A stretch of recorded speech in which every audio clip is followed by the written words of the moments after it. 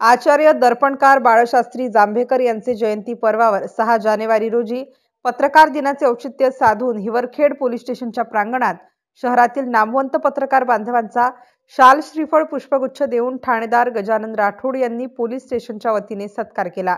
यावेळी प्रमुख उपस्थिती म्हणून गोवर्धन गावंडे, केशव कोरडे हे होते। आद्य पत्रकार बाळशास्त्री जांभेकर यांच्या जयंतीला अनुसरून प्रेस क्लबचे संस्थापक श्यामशील भोपळे, ग्रामीण पत्रकार संघाचे जिल्हाध्यक्ष सूरज चौबे, हिवरखेड विकास मंच संस्थापक धीरज बजाज, राहुल गिरहे, अनिल कवळकार, जिल्हा युवा पत्रकार संघटना तथा IGFचे जिल्हा प्रसिद्धी प्रमुख बाळासाहेब नेरकर सह जितेश कारिया या पत्रकार बांधवांचा ठाणेदार गजानन राठोड यांनी पोलीस स्टेशनच्या वतीने आद्यशास्त्री दर्पणकार बाळशास्त्री जांभेकर जयंती पर्वाला अनुसरून शाल श्रीफळ, लेखणी व डायरी देऊन सत्कार केला। यावेळी सत्कारित पत्रकार बांधवांसह बीटचे महादेव नेवारेसह रायटर प्रफुल्ल पवार, धीरज साबळे, आकाश गजभार, नेहा डाहे यांची उपस्थिती होती।